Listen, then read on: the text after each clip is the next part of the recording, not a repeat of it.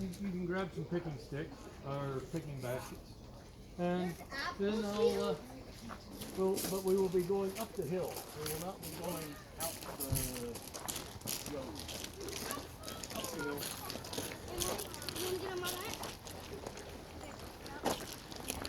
Whoa. Let's not do this on the concrete. Let's do this on the grass.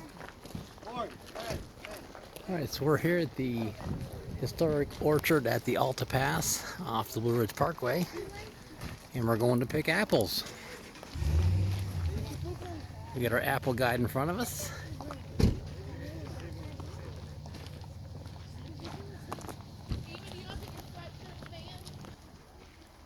So the first step is here is you get your apple picker, and then you head on out. When you come here, you can either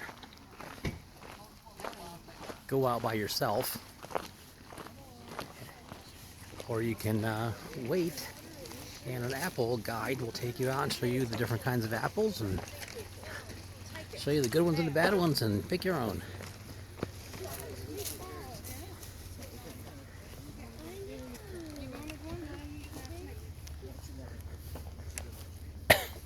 Alrighty.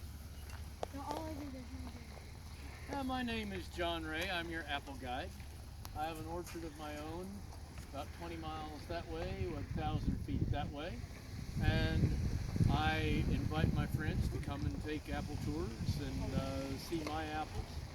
And then I'd like you guys to do about the same thing here. Some of my friends have not accepted yet, poor things, but you will be invited to sample the apples. We're going to try about 3 different kinds, and 2 kinds they're pretty close to picked out, but the third one I think will make up for it. The first is going to be a Golden Delicious. The no, not a Red Delicious. Golden Delicious. That's off down that way. You go down that road and just keep going down, and you'll get to a Golden Delicious. But my opinion is that I'm going to be taking you to the best apples that we have at our disposal, the best ones. There's another one, a King Luscious up here, that there are a few left, not many, but then there are plenty of the Sweet York Imperial. The Sweet York Imperial is a very nice apple, and I expect that tomorrow we will probably finish picking all of those, and I'll have to go somewhere else. But I think you'll like them. And there's some other apples that you can get over that way if you still want to try some variety, but I don't think they're as good. You will be going into a natural area that has been altered by human activity. You will find holes that you can step in. I stepped in a hole earlier today, and I'm still among us.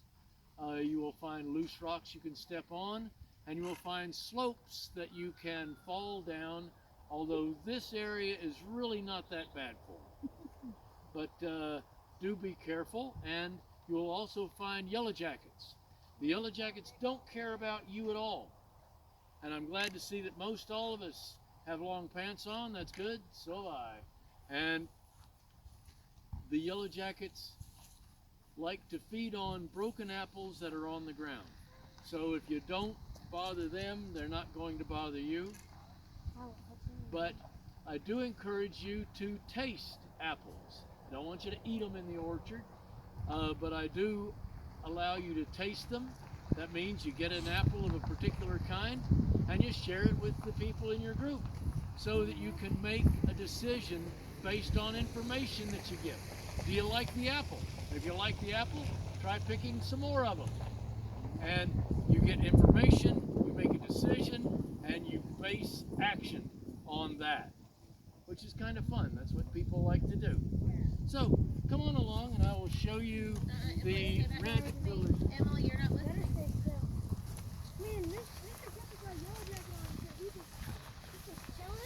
See, they gotta have those honeybees to pollinate. Yeah.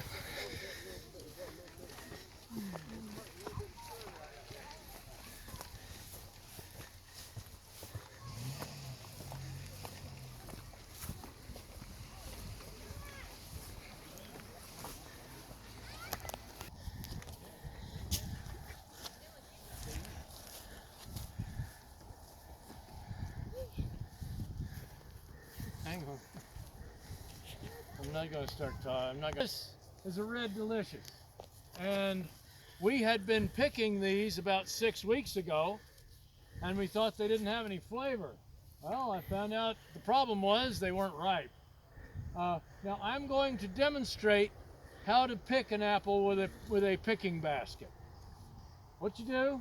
The picking basket has 7 fingers. I only have 4. I'm jealous already. Now, you select the apple that you want to pick, and you come up to it and put the fingers underneath the apple. Make sure you get the apple firmly in the fingers, and then pull. And down it comes. If you have the fingers pointing the wrong way, the apple will fall straight down to the ground. Now, this particular apple has 2 things. Both are harmless. One is spots. Spots are the mark of a natural apple. My apples in my own orchard have spots.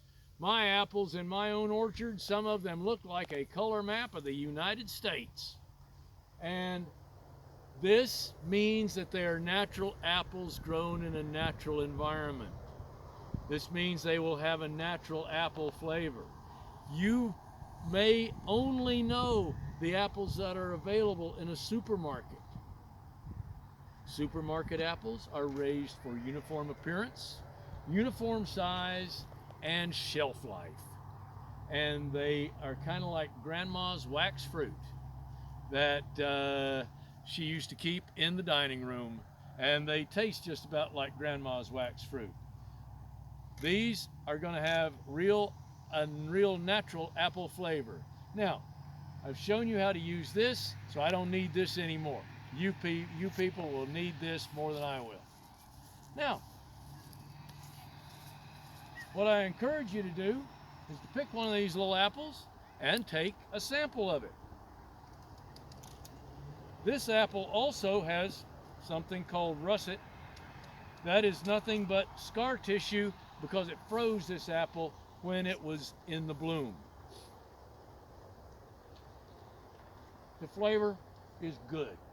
Now, these apples, a lot of them are damaged, but they do have a very good flavor.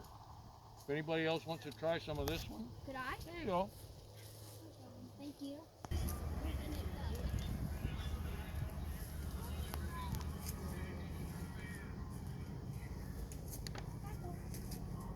It's like a potato. You got her first apple.